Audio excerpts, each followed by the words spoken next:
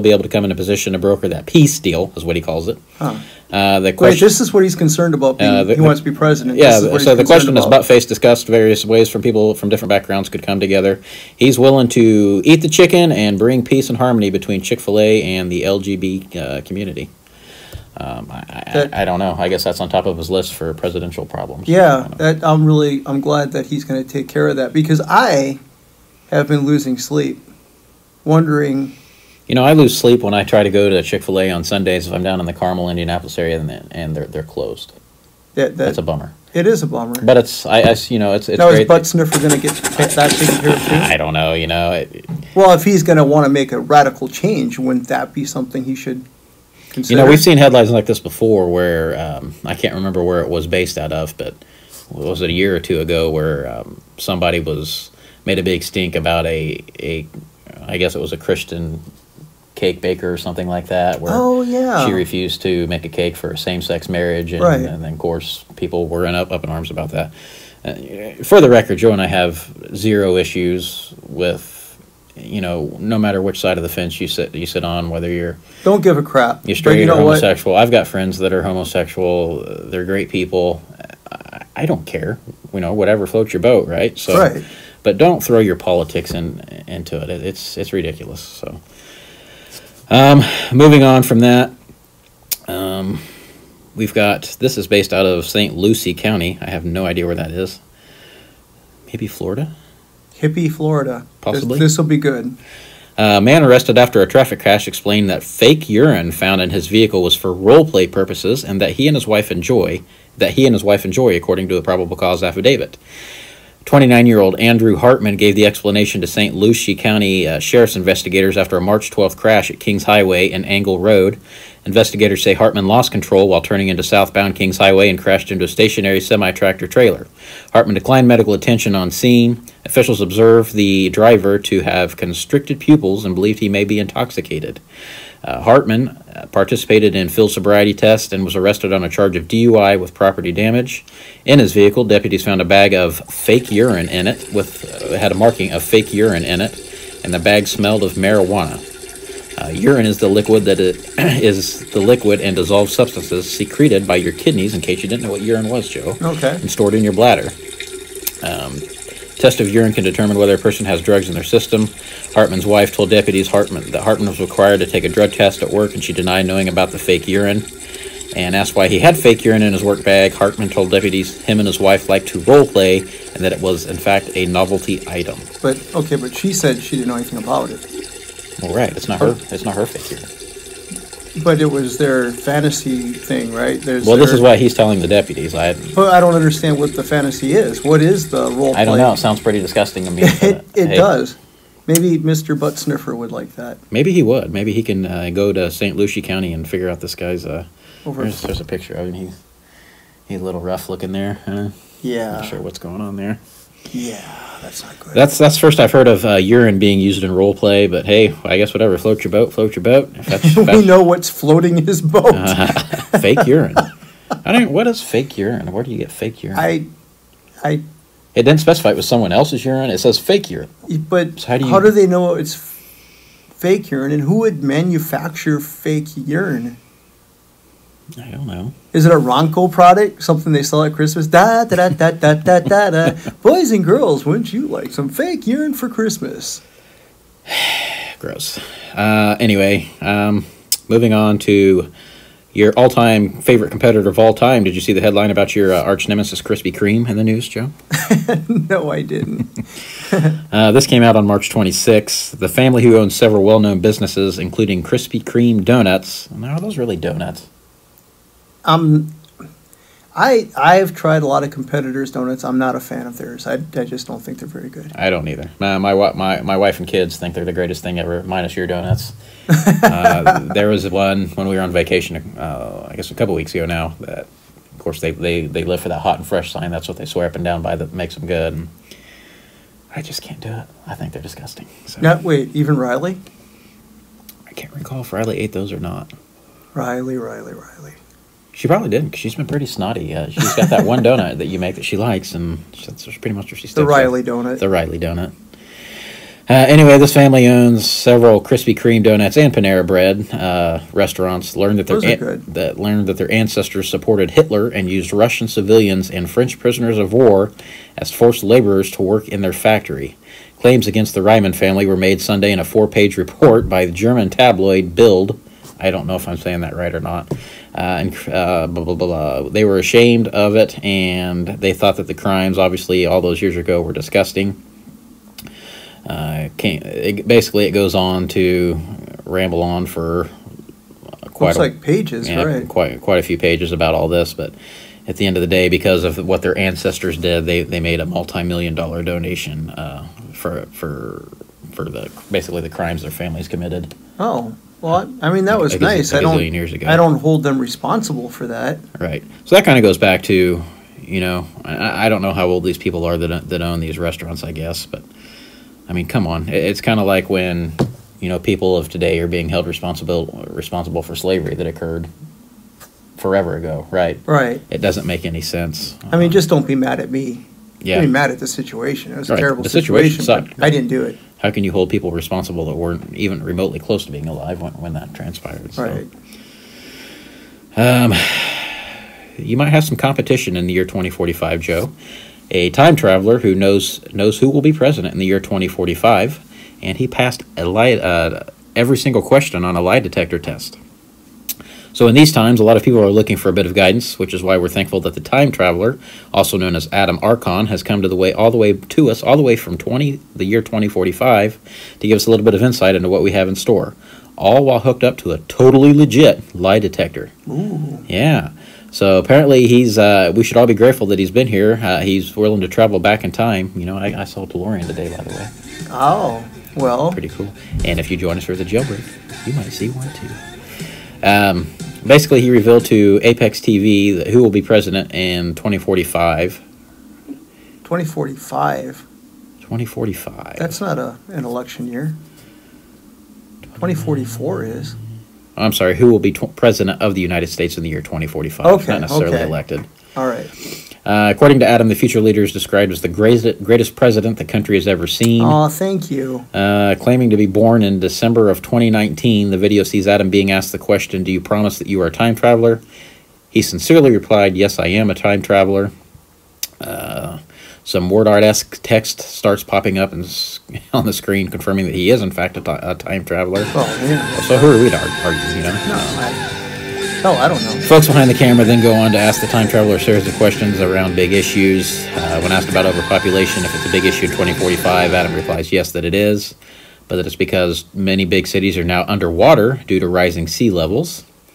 An example, he said, is Los Angeles is underwater in the future, but sorry, but relocated in the future, and that there is now a new and improved Los Angeles. So who are they going to take over? I don't know. I don't either. May have not been too far off of this mark when not much has changed as they live under the water for the prediction for the year 3000, apparently. Interview asked Adam if he has any evidence, to which he obviously says yes. Lie detector doesn't show anything at this stage. Presumably everything is working okay. His face is blurred out to protect his identity all the way through the video. And of course, that's for his own safety. Don't let the bastards get you down, Adam, says the guy behind the camera. Where is this out of? Did I see Hippie, Florida, I believe it was. He had some fake urine on him. No, that was a different guy. And he was with Mr. Buttkiss. So anyway, this guy claims, you go on, and it never really says who the president's supposed to be. Why wouldn't he mention that? Well, I don't know. He's going to tell us he's a time traveler. Tell us about these cities that are underwater. Here it is. Okay. I did not read far enough. The big reveal came all the way at the end of the video, when he does in fact confirm that Martin Luther King Jr.'s granddaughter, Yolanda Renee King, who will be 36 in 2045, will in fact be the president of the United States. Alrighty. Interesting indeed. Yeah. We touched on the filthy German-infested touchscreens at McDonald's on last week's show. Yeah. For those of you that did not catch that, you might want to go back and give that a listen. It was quite disturbing. Some of the facts that have been found based on those touchscreens that you use to place your order. Right here in good old Indiana, Joe, Bloomington, Bloomington McDonald's employee is charged with battery after throwing a cheeseburger at coworker. He got charged with battery for that? A McDonald's worker in Bloomington, Indiana was charged with battery after police say he threw a cheeseburger at his coworker. Cheeseburger incident occurred on Tuesday around 11 p.m. at the McDonald's on East 3rd Street in Bloomington. The great cheeseburger. 21-year-old male employee became angry that his 18-year-old female coworker was working too slowly. You ever worked with a slowpoke? Yeah. Did you ever throw any donuts at him? Yeah. I believe it because you've thrown donuts at me. So. Yeah, I sure have. You guys ever heard of the suit Nazi on Seinfeld? Very good. You know something? No soup for you. Come back 1 year. Soup for you. Joe's kind of like the dough Nazi or the donut Nazi. So this guy threw a cheeseburger at an 18-year-old female coworker, and she filed against him. So basically, they got into an argument. He hurls this cheeseburger at the woman and struck her in the face. She calls police and wanted to pursue charges against the man. She was not injured, nor was she in pain. Officer spoke with the manager who witnessed the entire incident. He confirmed the employee was working slowly and that the other employees were upset about it. Man left work and said he realizes he shouldn't have gotten so angry. Bloomington Police Department Lieutenant John Kovach said that they will issue the man a summons to court on misdemeanor charge of battery. So, I mean, he's 21. He admitted that he got carried away, which was, I mean, that's pretty good for a 21-year-old guy to actually admit that he screwed up. But I guess. My God, really? I mean, didn't you show me a video a few weeks ago about someone throwing cheese at a baby and it sticking to his face? That was hilarious. That was freaking hilarious. So, if this baby could talk, could she file charges? Yeah, I guess in Indiana, a battery is defined as touching someone in a rude and insolent manner. So that's kind of open to interpretation. How do you know that stuff? I don't know. Huh. Yeah.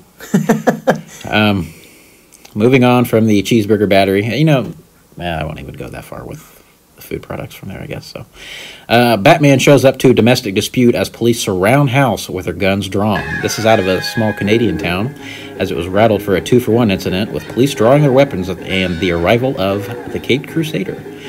Royal Canadian Mounted Police and local PD were called to a domestic and blah blah blah, resulting in officers drawing their sidearms due to reports of a firearm on scene.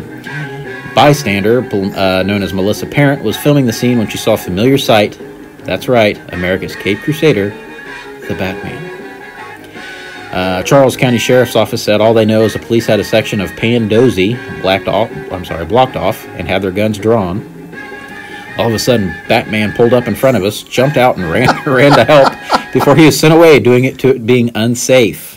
That's right, Batman was shooed away by the local PD and the mounted patrol due to it being unsafe. That's awesome. Would you have the balls if, let's say, you were waiting for a situation like that, but to actually get out of your car and run out into that, that's awesome. I'd love to have a beer with that guy.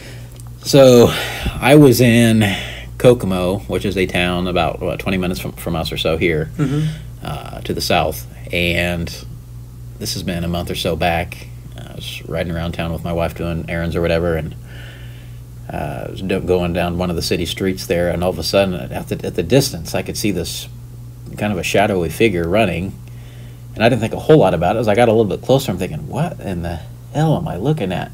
And as I got closer, I shit you not, it was a guy in full Batman garb running towards the car. I'm Batman.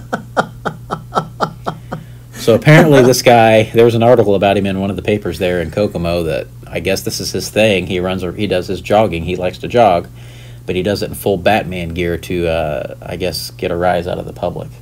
That's awesome. Makes them happy. So. That's really funny. It's harmless. It makes people laugh. I think that's great.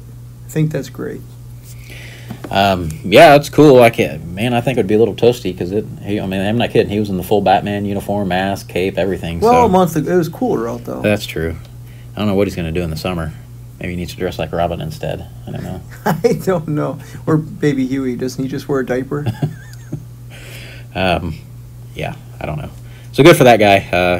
Trying to put a smile on people's faces. We need more of that today. So, man in Australia, moving on, sues for $1.3 million over his boss's. Are you ready for this? Stinky farts. $1.3 million for his boss's stinky farts. Stinky fart. So this is out of Australia. Can regular farting equal bullying? An appeals court in Australia will have to decide based on nearly $1.3 million lawsuit filed in 2017 by the former employee of a construction company who refers to his ex-boss as Mr. Stinky.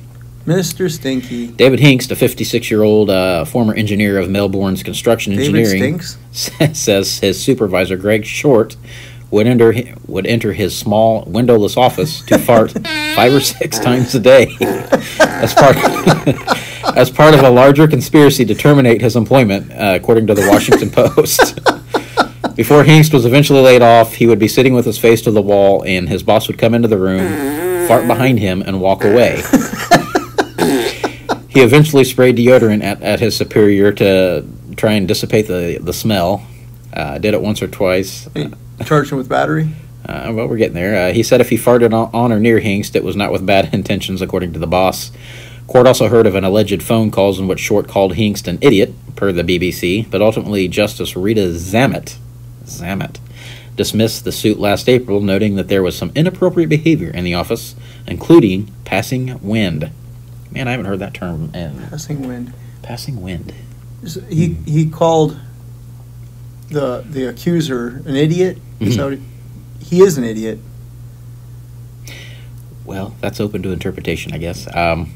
Anyway, the judge said that this does not necessarily classify as bullying, and the Court of Appeal heard the claims of harassment, psychiatric trauma, and severe stress on Monday. Oh my gosh. Short thrusted his bum at me while he's at work, he told the judges. And a ruling was expected. And a ruling is expected in the near future. I don't even know what to say on that. That's amazing. That'd be like if Mike Meeks would randomly get in your car. he would break wind, is that what he said? And then leave your car and just show up at random spots as you were patrolling. I mean, it sounds like a game to me. Why wouldn't you try to one-up him, you know? Just get like a tuna fish sandwich and hide it in his office someplace. Something to get... it sounds like a game. This really reminds me now. I watched a hilarious... Have you ever seen any of the Super Trooper movies? No. So it's kind of like a crude humor type thing. Ridiculous, way out there stuff. But these guys are state troopers, and I don't even... So they're nuts. But yeah, it's just they're just shenanigans. But our shenanigans are cheeky and fun. Yeah, I mean, his shenanigans are cruel and tragic. Which makes them not shenanigans at all, really. Evil shenanigans. I swear to God, I'll pistol whip the next guy that says shenanigans. Hey, Farva, what's the name of that restaurant you like with all the goofy shit on the walls and the mozzarella sticks? You mean shenanigans? No. You're talking about shenanigans, right? Put those away. Shenanigans is all it is. Okay. But anyway, a couple of the guys that were in those movies have a new movie on, I think it's True TV, the True TV network that premiered last week, called Tacoma FD. So now the Super Troopers are now firefighters in Tacoma, and one of them, basically, they're all goofballs, just like they were in the police movies. And so obviously the shenanigans and pranks are continuing now inside this firehouse. And kind of related to the stinky farts or passing wind or whatever, all the things they were calling it was, this guy decides to play the prank on his chief, the guy that's been newly elected chief of the firehouse. And he takes all of this raw shrimp, and he takes his office chair apart and dumps all this raw shrimp and down the handle where the adjustable handle goes. Then he puts the handle back on. Oh, nasty. So by the end of the episode, this chief, he's had everybody pulling out the furniture and sweeping and vacuuming and shampooing and can't figure it out. And everything's out of the office, and he brings everything back in, minus the chair. He looks around, doesn't smell anything, thinks the smell's been taken care of, wheels his chair back in, and lo and behold, there's the smell. So he takes a fire axe to the desk and to the walls, and he's convinced the smell's in the walls. It's pretty funny. So if you guys are looking for some crude college type humor, Tacoma FD on True TV, it's pretty funny, especially if you're a Super Troopers fan. Last news article out of Frankfort, Kentucky today. You'll be glad to know now that, Joe, that bestiality is now outlawed in Kentucky. Well, good for they are progressive. All the way in the year 2019, bestiality is now illegal in the state of Kentucky after Governor Matt Bevin signed Senate Bill 67 this week. The new measure allows sex between humans. Oh, I'm sorry. It outlaws sex between humans and animals. Kentucky was one of only 5 states that do not have a law banning bestiality. Now the last one standings are Wyoming, New Mexico, West Virginia, and Hawaii. Interestingly enough, there is one other jurisdiction here in the United States that does not outlaw bestiality, Joe. The District of Columbia. Well, never mind. I think we all know why. 6 crimes defined as any act committed between a person and an animal for the purpose of sexual arousal, sexual gratification, abuse, or financial gain. Financial gain from sexual abuse. DC. Wait, just because they're us does that mean they're having sex? I don't know. Well, it's now considered a Class D felony, and it's punishable by up to 5 years in prison. Offenders will now be banned from owning their own animals, living in a household where animals are present, and working or volunteering at a place that allows unsupervised access to animals for at least 5 years after serving their sentence. They will also be required to receive counseling for their issues. Nastiness? Yeah, that's disgusting. Yeah, that's pretty gross. So, I don't even know where to begin. Financial gain. So does that mean there's like some nasty bestiality pornos out there? You know there is. You know there is. It's something. I don't know there is. That's why I'm asking. I'm not even surprised anymore. I mean, you're the one that came up from Green Bay. I don't know what you guys are into up there. Beer. Beer. Beer. And a lot of beer leads to what? Cheese. And interesting story. Cheese. Interesting story. I went to Wisconsin one time with my family. We went on vacation there. It's been several years ago now to Wisconsin Dells. You familiar with that area? Yeah. So there in the Wisconsin Dells, there's a series of like indoor water parks, and it's kind of a touristy area too. They got all kinds of attractions and stuff there. But we went there. Of course, when you're on vacation, what do you like to do as an adult? You like to go to eat the different places that you don't get to frequent while you're home, right? There's different restaurants to eat at and stuff. So we went to several different Italian places and pizza places. Our kids were a lot smaller back then, so pizza was one of the few things they would eat. But there was a lot of Italian and pizza places and stuff like that around there. So we ate at a lot of those while we were there. And strangely enough, in the land of cheese, you cannot get a cup of nacho cheese dip with your breadsticks. They looked at me like I was from another planet when I asked for it. Really? And, I thought, well, what can I get with my breadsticks here? And, was it just pizza sauce? You could get marinara sauce or like vinegars and oils or whatever, but you cannot get cheese. Honestly, I guess I'd never had, until I moved here, I never had cheese with breadsticks. And even now, if I get breadsticks, I get pizza sauce with it. But I never thought about it not being available. I just didn't care for it. Yeah, I mean, it's crazy how much things are different from even one state to the next, right? So that kind of blew my mind because I grew up with cheese and marinara. You can get marinara here, too. Nacho cheese isn't really cheese. It's still cheese. It's yellow. Uh-huh, and it tastes like cheese. It tastes more like cheese than cheese in a can, like Cheese Whiz. But anyway, I mean, yeah, it was crazy to me. In the land of cheese, you can't get cheese to dip your breadsticks in. I even asked one restaurant to just melt, throw some, I don't know, throw some cheddar or something in and throw it in the microwave. Oh, no, we can't do that. So. Have you had cheese curds, though? I love cheese curds, fresh cheese curds. They are amazing. They are amazing. They are very expensive for more than you get, but, man, those... Growing up, there were cheese factories in every little town. Unincorporated towns would have a cheese factory. Uh-huh. And they would give tours. And I remember my mom took us all over, and we'd see these huge vats where it's just milk in there. All the cream's rising to the top. It was a lot of fun. And then when it was all done, the process was all done, they'd give us a big bag of very fresh, warm cheese curds. Mm-hmm. All amazing. I can sit down. I'll eat a pound in one sitting. And it really... And I'll get rid of a pound in one sitting. A pound doesn't it doesn't really sound... I guess it sounds like a lot, but when you fry those things up, they're not very big. I mean, they're about the size of, a dime or a penny or something like that, depending on, I guess, where you get them at. But well, these aren't fried. You don't fry yours up? No. These are real cheese curds, not that bull that you get around here. Fried. They're not. No, I don't buy them around here. I buy them. Oh no, this is like a bag of warm cheese curds. It's real cheese. Mhm. It's amazing. It's amazing. It's so rich, and you don't want to eat for a week after you eat all those. Well, the first time I had cheese curds, I was in East Tennessee. This has been a long time ago as well. We went to a dairy farm there. It was a pretty cool experience. That's my oldest son actually, as they opened up the, you could actually go and watch cows give birth. It's kind of an educational tour. I've seen that. And That didn't seem very so it was kind of disgusting. But anyway, Yeah, there you go. They opened up the stage to questioning and stuff while the cow was doing its thing, and the cow's going, oh my God, give me an epidural. and so obviously you get samples of this, that, and the other while you're there. Wait, samples of the cow giving birth? Yeah, and that's part of the law that was just outlawed. We were talking about a minute ago. But anyway, my oldest son, he asked when they were open up the stage to questioning, he wanted to know when we were going to see the chocolate cows so he can get some chocolate milk. Oh boy. Where are the chocolate cows? Yeah. Anyway, I want to go ahead and touch on the jailbreak thing.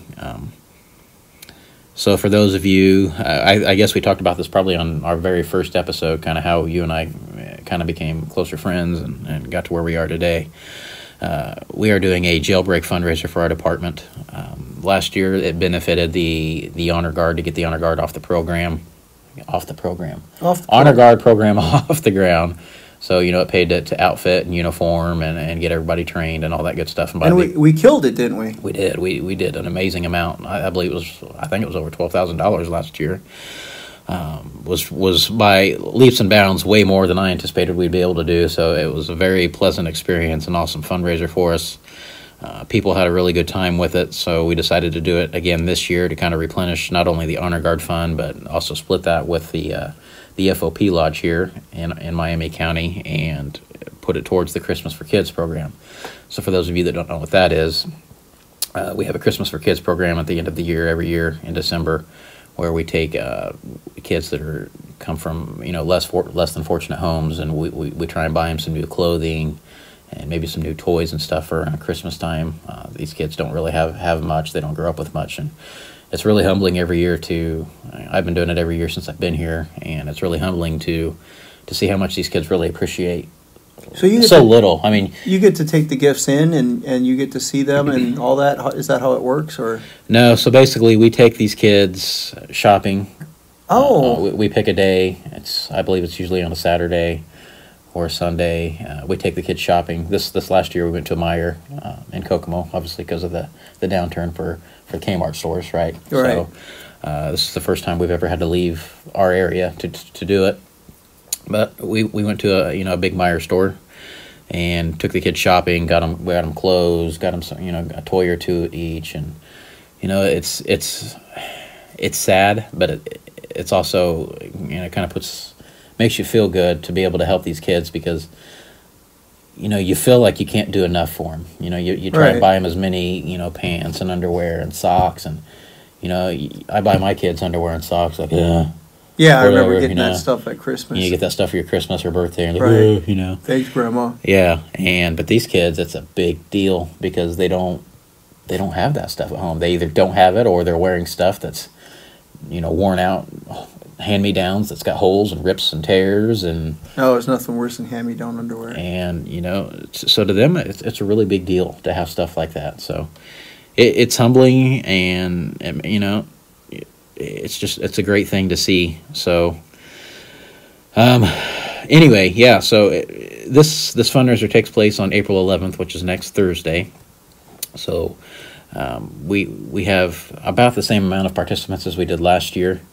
And it should be a pretty busy day. I think last year we started between, around 8:30 in the morning, and we didn't wrap things up until, probably 6:30, 7 o'clock that night by the time we got everybody, booked in and bonded out and tore down everything. And what they do, they come up with trumped-up charges against local business people and anybody of note, and they have to come up with $200, right, to bond out. Right. And other people can, if you, let's say I'm in there and you say, yeah, I really want Joe to sit and rot for a little bit, you can give $20 and I have to match that to get out. So let's say I have $200, I can give them the $200, but then somebody gave 20, I have to stay in there till I can raise $20 more. Right. So they'll get $240. And the charges are all funny. Have you released all of them yet?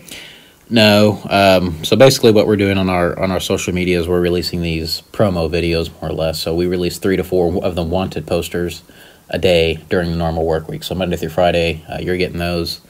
Those should be wrapped up, I think, by, I believe, Friday, because that way we can just kind of make a run for the border there next week. We're gonna be pretty busy doing other things. So, and that'll give everybody, See, through the weekend. I haven't seen any of them. I don't know why that is. Apparently, you're not looking very hard. I am looking. But that's all right. So these videos started last week. They're continuing through the end of this week. So basically, I put together these videos and these promo videos and put them on our social media pages. And it's got everybody, 3 or 4 wanted posters with some police-related music in the background and some special effects and all that good stuff. Just kind of a fun way to try and publicize not only the fundraiser, but the people that are participating. So hopefully they'll share everything, and it kind of helps them to promote themselves so they can hopefully get their bond money ready. So, is there anything else you want to touch base on this week, Joe, before we wrap things up? One thing that really pissed me off in the news, Lucy Flores, you know who that is? Lucy Flores. Yes. I'm not sure who that is. She accused Joe Biden. Oh, yes. Okay, of was it inappropriate behavior? It wasn't. She didn't get him for sexual misconduct or something. Just inappropriate. It made her uncomfortable. And what he had done is, before they were getting ready to go out on stage for something, he had his hands on her shoulders and he kissed the back of her head. Mm-hmm. And it was in a very, I saw the video, it was a very fatherly, good luck, let's go kind of. I'm not a huge Joe Biden fan. I'm not, I don't understand what the hell's going on. So now, okay. So now, and I haven't read it. I mean, I've seen the headlines, but I haven't really read it because I'm tending to skip over more and more of this stuff because I'm so tired of seeing it. Right. So now, is this girl a Democrat or a liberal? She's actually a Democrat, and she backed Bernie Sanders, which kind of made me wonder if there wasn't ulterior motives. Mm-hmm. But this isn't the first time she's. So now the asinine accusations are coming from within their own party against each other. So. And it's just as stupid. I can't believe they give credence to crap like that. It's crazy, and I can't recall if we talked about. I'm sure we have. This kind of goes back to me for like the Bill Cosby thing and accusations of whatever he did back in 1960, whatever. Right. I mean, holy cow, really? Yeah, the thing he did do. I mean, he should be in jail. He did some bad stuff, but I'm just amazed. Well, Kavanaugh is another one. Kavanaugh, is that his name? And they're going back to when he was 18 years old, it's like, why? With Kavanaugh especially, because he hasn't had anything like that happen since then. So it's been 30-some years. Right. And it wasn't, not saying what he did was right. I'm saying if anything was going to happen with that, it should have happened then. It's a little ridiculous. Yeah, I mean, it's crazy how people come out of the woodwork when somebody's in the public eye, right? And yeah. It's kind of crazy to me. I mean, Biden's been in the public eye for a long time now. And now all of a sudden these things are coming up because he's throwing his name in the hat for it happened in 2016, and she said, well, I think people should know what kind of person he is if he's running for president. But it didn't matter when he was vice president in 2016. I guess not. And because it was all sunshine and rainbows when Obama was in office, right? Well, apparently, I don't know what the hell she's doing. I don't know. It's ridiculous, and because she's come out now, 100 more will probably come out between now and the time the elections come around. So there seems to be no end in sight to the insanity of. You just can't be in the public's eye. You can't do it. No, you have to be scared to death. You and I discussed, I think that was today, where you're afraid to even ask. If you're at the store, I'm looking for cucumbers, And it's like, no, I can't ask her. I got to wait for an old guy. Or I got, if I can't find somebody that works there, you just have to be careful. Well, he looked at me funny, or he did this or that. It's like, well, shit. And it's, even though people are getting away with these ridiculous accusations now, this isn't going to fly 30, 40 years from now because everything's on freaking camera. You can't go anywhere without a camera pointing down at you. So I don't know what these, hopefully everybody won't be butthurt in 30 or 40 years anymore. And I guess Butthurt, isn't it the guy up in South Bend? Yeah. Mr. Butthurt. Butthurt, butt cheeks, butt face. Butt sniffer. I don't remember what all we called him, but he wants to be president and he wants to bring peace to the country and Chick-fil-A. And chicken. Forget any hostility we may have between us and, say, I don't know, North Korea or something. No, that doesn't matter. The border, who cares? Chick-fil-A is a problem. Chick-fil-A, there's an issue. Whatever, man, whatever. So, really, if you're going to run for president, that's going to be your platform. That just cracks me up. Go after the most beloved chicken restaurant in the United States of America, Chick-fil-A. See how that works out for you. You should be more worried about the insane violence that goes on up in his area as opposed to who Chick-fil-A decides to support and not, I guess. So. You can work on that first. Yeah, so. In any event, I guess we're going to go ahead and wrap things up today. I appreciate everybody listening. Again, we went live before the show to kind of get everybody updated on the links to the podcast, traditional podcast links. I guess I won't say it's going to be any day now because I've been saying that for a while and it hasn't been. It's been weeks. They are up. I mean, you can get on there and listen to the first episode on Stitcher, Apple Podcast, and TuneIn. I guess I'm not completely sure what the holdup is in getting all the back episodes on there. You can hit us on Facebook right now, and it'll be fine. And so, we'll let you know when you can't anymore. Yep, well, there'll be a link, you said. Yeah, so just continue to follow. Again, once everything is up and running the way it's intended to, you'll have to we'll provide the links to the podcast at that point in time. So you'll have to download the app to either Stitcher, TuneIn, or Apple Podcast, or I believe it'll be available on pretty much any podcast app you want once everything's set up. So we're going to go ahead and get out of here. I appreciate everybody listening in, and we will talk to you next week. See you later. Fart. Fart. Fart.